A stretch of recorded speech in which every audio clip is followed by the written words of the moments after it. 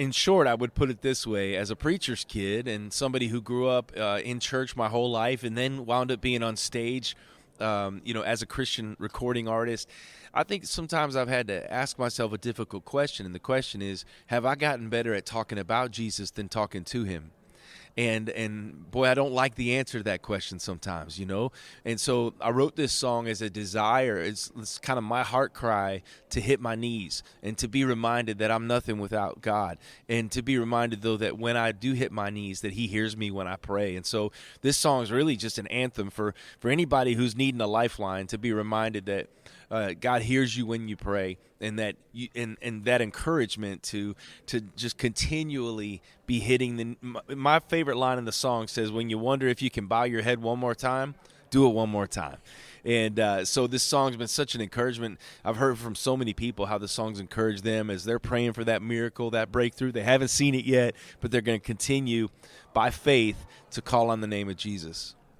Well, this is a song that not only did you record it, it was a song that made an impact on radio, but it's also grown into, as you might say, a movement. God's really expanded that thing. So tell us just a bit about how you saw God open doors for that message to be carried to an even greater degree. Well, you never want to underestimate how a message can travel. And we kind of went old school this past year with the message of Don't Stop Praying.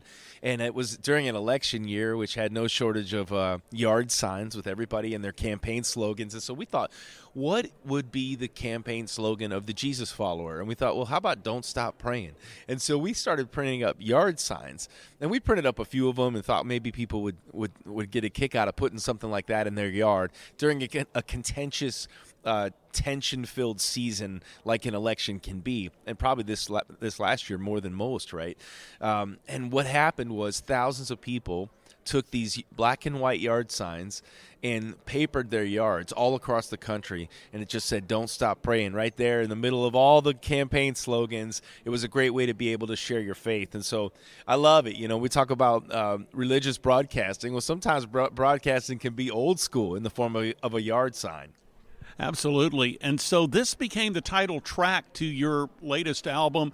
There's not only the title song, Don't Stop Praying, there's another song called Unashamed. So take us through, if you would, just a bit of the messages that you really wanted to communicate on this record. Well, every time I make an album, I want it to be more than just a bunch of songs kind of randomly put together. There's always a method to my madness. And so with this album, obviously the title of the album is a good indicator of what the theme of the whole project is. And so this album is really about the power of prayer.